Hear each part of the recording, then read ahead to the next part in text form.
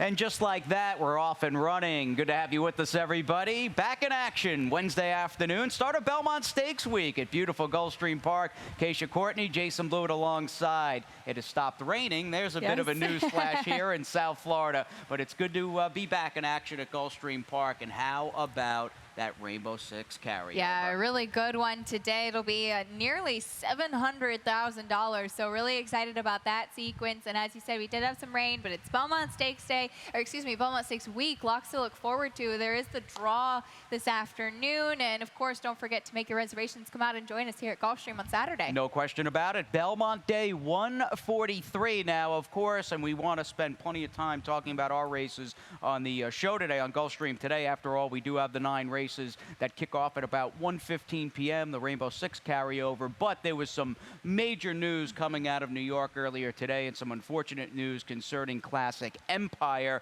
that he has got a right foot abscess and same hoof that bothered him after the Holy Bull, and he, of course, will miss this Saturday's Belmont Stakes. Very, very unfortunate to hear. Of course, a huge performance from him in the Preakness and in the Kentucky Derby as well, and he's, of course, been a highly touted horse all along. So bummer not to see him being one of, I think, one of only 2 to be able to run in all 3. And there is no cloud computing, no always dreaming. So now a wide open Belmont Stakes year now this year. Yeah, as they say, it'll be a great betting race, and of course you can watch all things Belmont Stakes and beyond with Belmont Park's stakes-laden programs Thursday, Friday, and Saturday right here at beautiful Gulfstream Park. It's good to have you with us, everybody, as we are sloppy and off the turf today on this Wednesday, June the 7th. As we say, though, no sloppy track blues. That is not allowed. We do have plenty on tap this afternoon, including pretty solid field of 2-year-old filly maidens. They'll be coming up in race number 6. Starting off the program at around 1:15 will be that 50-cent early pick 5. I'll have a ticket coming up momentarily, and that builds. And again, we get the major drum roll in the background. Can you make a drumming sound? Right. $698,000. A golf clap will work. That'll be well over $700K by post time. Yes, that is worthy of a drum roll. We're getting higher and higher in that pool there, so definitely expected to be well bet today. And then we cap things off with this 50-cent late pick 5. And a late start to the dollar rolling Super High 5. Up, I think it's somewhat fitting. Super High 5 kicks off in race number 5, and that, of course, as Acacia perfectly put it, will coincide with the opening leg of Wednesday's late pick 5. We do have a stakes on the program today, the $50,000 Liza Jane. It looks like our angel Caitlin might turn this Rainbow Six as well as the Liza Jane into a one-horse affair. Your Rainbow Six might just be a Rainbow 5, and maybe that's a bit more incentive to get involved. Now, free bingo slot, as I've heard it called. Definitely, I think that is a perfect way to put it. She looks like the best horse by far after scratches, and of course, your free bingo square, I think, a bit later in the day. I'm not sure if we have a free bingo square in the early pick 5.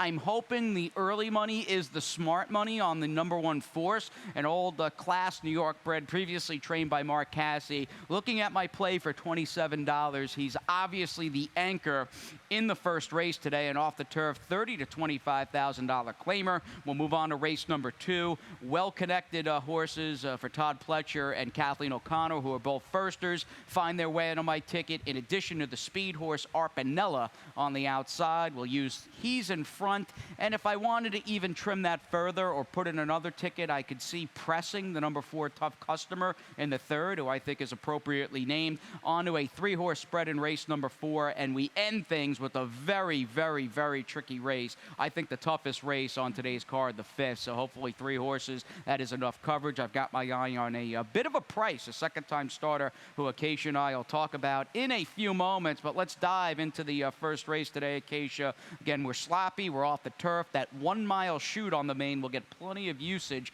early on as the early double both goes, Both halves go at 8 furlongs. Field of 5 in the first, and they've got to get around the 1-force, and you think that might just happen. They do have to get around the 1-force. Now, the key here is if he ends up being the main controlling speed and he breaks sharply from that inside post. They just haven't really seen him be the most consistent horse since that long layoff. He's a very good-looking animal. I've always been impressed with him when he comes to the track in the afternoons in the saddling area. Tried the turf last time, and he actually ran okay. He showed some speed, but then faded in the stretch last time. But he does have the background on the dirt, of course, winning the New York Derby back in 2015. But he does have to prove he can get back to that form. Now, I landed on the 5 Majev. Looking at his sloppy track form, he was beaten just a nose behind Northeast Bound on the slop back in January. He did come back to win, so that's what I was going off of with that pick. Yeah, that was a good effort, an effort after the surface change earlier today. I went back and watched that race on January 29th. Other speeds were up the track. He survived the pace that completely melted down and ran very well, and you get the always dangerous Phil Gleaves, who's got a couple of live horses in on the card. And I think you summed it up perfectly with the 1-force. He's kind of the back class horse, and that's obvious, but there's got to be, at a short price, mind you, a big sense of urgency in the camp of this New York-bred son of Flatter, because we have not seen or dealt with the quote-unquote old force. I do hope he gets loose in here. I think with the right ride, just blasting off from the rail, he'll be the controlling speed, and I'll give Force one more chance to show somewhat of his old self. On the outside, you have the 7, very Stella, who is in good form. That's the one, I think, silver lining with the horse, who is going up in class. He is. He was going to be going up in class and switching back to the turf, where he had previous success, but his most recent win did come on the dirt, so he does have that, certainly the what have you done lately angle. And lately, well, 5th race in 40 days, and clearly he is a horse that thrives on a busy racing schedule because he has been so sharp. We'll see how he does against Force and your top pick, Magev, in race number 1. On to the second. As advertised, we stay at 1 mile in the slop, 3 and up, $35,000 maiden claimers. We go with a field of 5, and in addition to the surface change and a few scratches, you are left with a couple of firsters, one for Todd Pletcher and Sanavi, and the number 4, Rowdy Dowdy. I am going to try to beat them. Now, an above-average firster relative to this level will likely beat and win this race. Will certainly beat my top pick. I'm hoping that early speed with the 8 Arpanella comes into play. Abby Medina, by the way, has the ride for Nikki Figueroa, who's not riding on today's card. And I'm just hoping this horse has improved since 2 forgettable sloppy track efforts to start his career last season as a 2-year-old. They were against maiden special weight competition, so it is a much lower class that he's going to be facing today, given what he faced on the slop in his debut races. Now, they were not pretty, as you said, but he does have some speed. And last time out, he led early on and then was headed by Cape Dynasty around the turn, who did end up getting the win and went on to win again. So he was beaten by a horse that was in good form. But I did opt for a firster instead, just thinking that Arpanella would really have to improve in here and be able to maintain that speed. And I went with the 4 Rowdy Dowdy. We have a stat on trainer Kathleen O'Connell. This is for first-time starters on a wet track, and I narrowed it down just to that. And she does very, very well. Wow. 23% win, Nice. 35% in the money, and even ROI. But I thought, she didn't scratch him. She left him in here. I was concerned about trying the turf based on pedigree, but I think on the wet track he could thrive. Oh, I love these Tiz Wonderfuls. Yeah. Shame losing him to South Korea, because he has turned out to be a very precocious and prolific stallion who can throw winners at any distances, at any level. And you do have a horse here in Rowdy Dowdy who's out of a dam, who was a 3-time dirt winner. And then as far as Sanavi goes, his dam was pretty good, a 5-time dirt winner for about $220,000. Tyler Gaffleone's first mount on the card as he enters this 5-day racing week at Gulfstream Park, number 1 with 75 wins. It's good to be Tyler G these days. Yes, pretty impressive, and certainly hats off to that. I think you have to use the Todd Pletcher runner, but when they paid $350,000 for him and he's debuting for $35,000, yeah.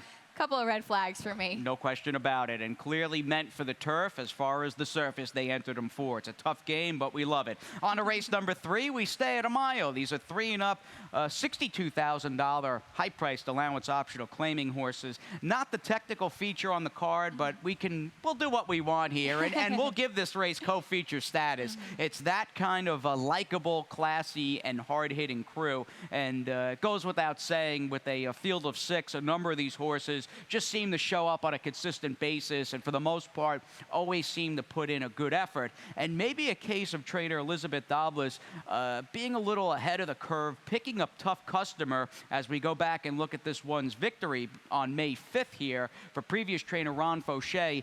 I look at the claim at this horse's all-over resume, and I'm thinking Elizabeth might have been ahead of the curve and snagged a horse who's worth a lot more than the 25 Gs. I'd certainly agree with you. And he won this race by 4 lengths. You could see him just pulling away. It was very impressive. That was actually a claim back by Ron Fauché. He had lost him to Keith Bourgeois, claimed him back, had a lot of success with him. Elizabeth Dobbs has been doing an excellent job in spotting horses in the right place.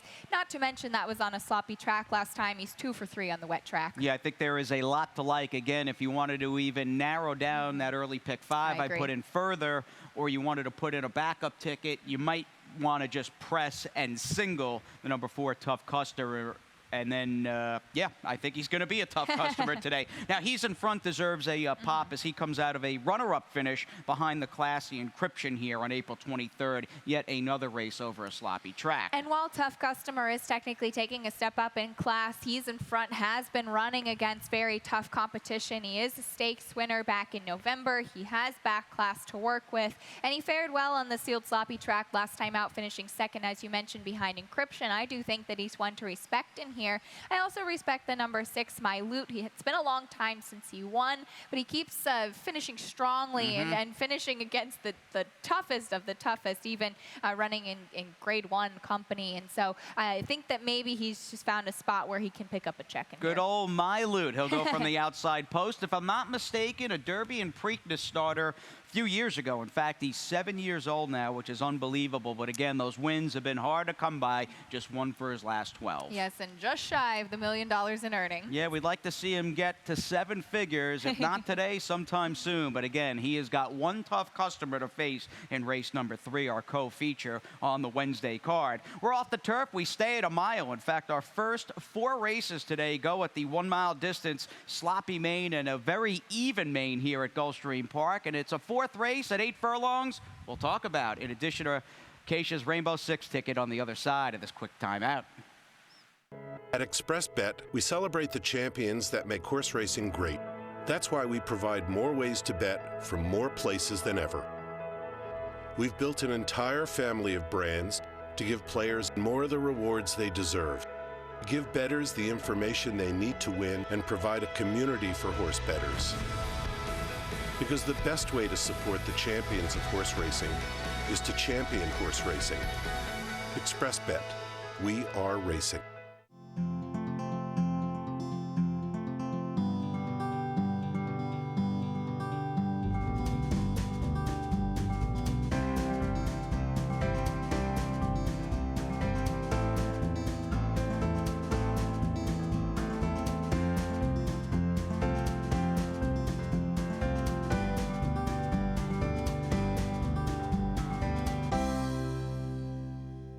Welcome back. A live Wednesday edition of Gulfstream Today. Acacia and Jason joining you from our paddock studios at Gulfstream Park. Things quiet now, but they will no doubt heat up at around 1:15 with the first. And of course, race number 4 is really where it's at, as that will play part, opening leg of a gigantic near 700K carryover in the Rainbow 6. It is. I took a stab at it, and Jason, we alluded to this earlier, that our Angel Caitlin might be your free bingo square, so I'm going to use her for that. 43.20 for me, as I did find that single, as you said, $698,000 plus in that carryover. And I wanted some coverage in this first race. I used 3 horses. It is one off the turf.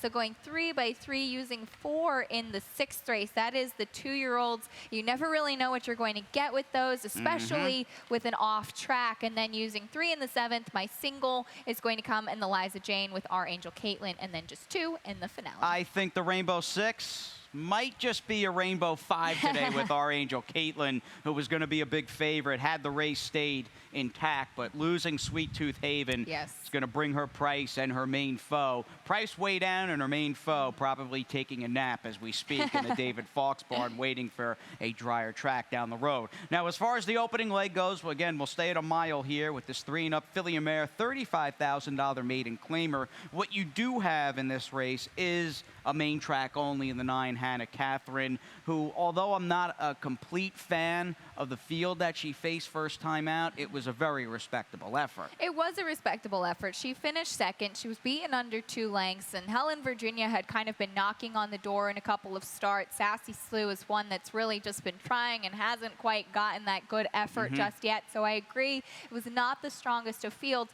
But again, now, especially that it's off the turf, I don't think she meets the strongest of fields in here either. So she could just be the luckiest one to be coming in off the main track only list. This is what they were waiting for, but you and I both did stick with the Mike Maker horse, who's only ever run on the turf, but he decides to leave her in. She's by Shackelford, as 3-year-old filly Tyler Gaffleone up. And you do have a horse in the 2 Gold Lace. And first off, I mean, this is a filly, again, by a Preakness winner at Shackelford, claimed away from one of the greatest trainers in my lifetime at Bill Mott. So that being said, we respect Mike Maker a lot. I think he's one of the best trainers in the country. I honestly think that. And it does give me a little comfort knowing that this filly, in fact, is out of a dam, who was a 3-time dirt winner. And this filly Gold Lace is a half-brother to a line of David colt, who's a perfect 2 for 2 on off track. So there is the dirt pedigree there. Yeah. And that's the thing with this race. You've got the MTO off the good effort first time out in Hannah Catherine,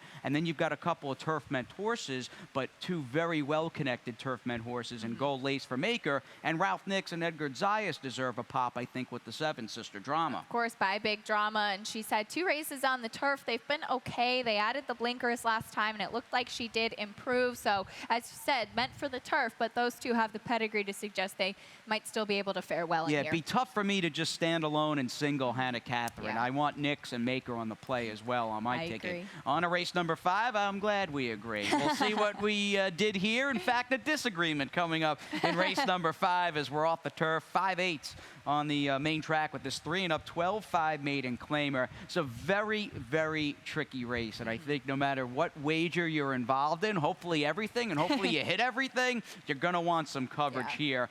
My stab, and it really is just a stab, is with the inside runner, the luckiest punch, who I included at a price on the opening leg of my late pick 5 for $36. For me, this is a fairly pricey play, but I said, you know what? We're dealing with the number of off-the-turf races. You've got that aforementioned 2-year-old maiden race in the 6th. Why don't I get some coverage when I can lean heavily on the big favorite at around 1-5 or so in our Angel Caitlin in our featured ace? So there you go, 1-6-10 for me in the opening leg, and getting back to the luckiest punch. I am obviously hoping, second time out, getting Lasix, this horse runs better. Off the 6 buyer and beaten a 1/16 of a mile. He's going to have to run a lot better. But he was way, way, way against the track on May 21st, a day I've kind of sounded like a broken record, where inside speed was king. And we've already seen in the last few days a number of horses who were against that track come back to run well and even win, like All About Diva. We saw Ray Astray win here over the weekend. And horses that were with the flow of that racetrack, like Magnanimous Mike, not come back to run well. So the luckiest punch for me for the always crafty Donna Green. And as you said, crafty's a good word for it. Adding Lasix, he certainly does have to improve. I wanted to see some improvement because not only was he up against it last time, he was beaten about 20 lengths. So he really does have to take a step forward. But hey, if you could get a price to kick off the first leg of the Rainbow Six, that's absolutely the way to do it. I used the plain old class dropper. The number 4, El Cacique, actually ran in a couple legs of the Florida Sire Stakes on the dirt before trying the turf. Yes, he's coming off of a layoff, but he's been running against the likes of 3 Rules and Lemonist and Tipsy Kitten in his last outing, and now he's facing maiden 12-5. So I'm just thinking he gets the class drop in here. He's run on a wet track before, even though, again, it was just against so much tougher competition. The drop will do it today. Yeah, way outclassed and returns for 12-5 off the bench. A barn I'm not familiar with, but a trainer that's got over a half a dozen victories on the year. How about a quick pop here to the 10 Ultron? My first of many horrible opinions since I got here and set up shop at Gulfstream. This son of proud citizen ran in the last race on my first day, May 4th, and I think I predicted he'll win this race from here to Gulfstream Park West, and he was beaten about 20 lengths. What do we do with Ultron? Well, he was a really big disappointment as the favorite on that day. He does get the blinkers off in here, but he has some speed. He's drawn to the outside. He comes in off the main track only list. I would proceed with caution off of that performance 2 starts back, but I do think on his speed, and maybe he can bounce back a little bit. I guess it's the same hope with your top pick and with the second pick as well, that they just improve off of that. Yeah, it's a tricky little fifth. Again, a very good betting race on tap as we continue and we bring on perhaps the most intriguing group on today's card. And, of course, talking about the 2-year-old fillies in this maiden special weight at 4.5 furlongs. We go with 8. A wet track needs to be handled by all. They're all in the same boat. You've got 6 firsters, 2 with experience, including the 4 Blonde Bomber, who took all sorts of play first time out, and we'll show you the start of her career debut on May 18th. For a firster at 8-5, especially one bred by a horse who got better the older he got, you would think, if she's the number 4, you would think she would have shown a bit more early foot. I'm wondering today's the day, second time out off this effort where she just had a no-shot trip, if we see why she was such a short price first time out. And I actually did speak to Stanley Gold about her when I was at his barn last week and looking at some of the 2-year-olds, and he said that they were disappointed by her effort. They were expecting a lot more first time out from her, but they did think, just as you mentioned correctly, that Fort Larned could continue to improve. So obviously hopeful that she will continue to improve like her sire. I think that it was exciting because Fort Larned has new progeny out, and people were kind of wondering what they were going to see from him. So I think you can be a little bit more forgiving. She was restless at the gate as well, and she does have to improve in here. I actually went with Stanley Gold's other runner, and that's the 3 Awesome Mass, who does have a nice work tab. And now he is by Brethren, whose offspring are 0 for 6 so far. Another freshman sire we're really waiting to see things from. But this one, he's kin to multiple stakes winner Bernie the Maestro, who did win at 2. Also stakes winner Miss Boxley. Wow, both of them won at 2. So there is some precocity in the pedigree. And the Dam did win at 2 as well. So I'm thinking that precocity can get this one on the bottom side to the winner's circle early. Previously, hip 484. I am happy to see you've got Antonio Sano's firster by Gemologist in the mix. The 5 rose to fame, and on an afternoon she was known as hip 484. We'll get you back to the OBS sales a few months back, where this filly by Gemologist out of a Vindication mare worked an 8th in 10-1 under a very light drive. What did we think of the breeze? Well, I thought it was very nice, and she went for $65,000. A nice reaching angle to her, a lot of power behind the saddle, certainly, which I do think will suit her well, for the 4.5 furlongs today. I've mentioned this before. Big difference between 4.5 and 5 for those 2-year-olds. So physically, like her starting right here. All right, we'll look forward to your expertise a bit later on when you check out that crew in race number 6 in the paddock here at Gulfstream Park. Race number 7 on the card, field of 9, 7/8 on the main, 3 and up filly and mare, 2 lifetime, 62.50 claimers. And you and I, well, we have the 4 in the mix and the 3 in the mix. Few disagreements as far as our super, but we like that. I think they've got to get around your second pick and my top pick, Faena.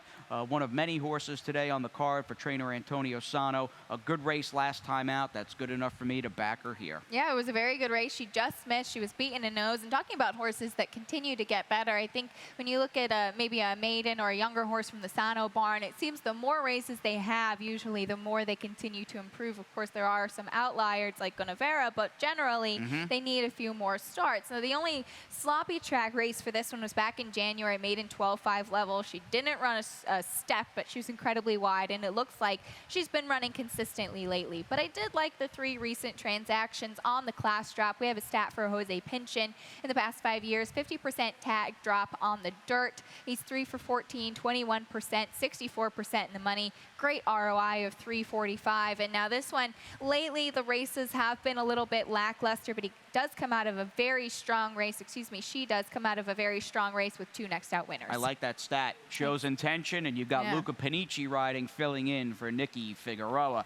On to race number 8, late double begins. It's our featured 8th or co-featured 8th on the card today. These are 3-year-old fillies. The $50,000 Liza Jane. Down to a field of 4. They'll battle 6.5 furlongs. And again, not to harp on it, we wish the weatherman would cooperate, but we're left with the sloppy track. We'll make the best of it, and we'll look for the inside runner, Sweet Tooth Haven, to run on another day. Maybe a wet track isn't what she really prefers. That being said, our Angel Caitlin is, again, probably going to be in the neighborhood of 1-5 and looks close to unstoppable on paper. She does, and I know that we had a replay for her race 2 starts back where she did win in stakes competition at Tampa. She's been in excellent form. They tried her even in Grade 3 company in the Miss Preakness And you last were time. up there. That was a good field, too. It was a very good field. She was beaten by Vertical Oak for Steve Asmussen, a very, very strong runner.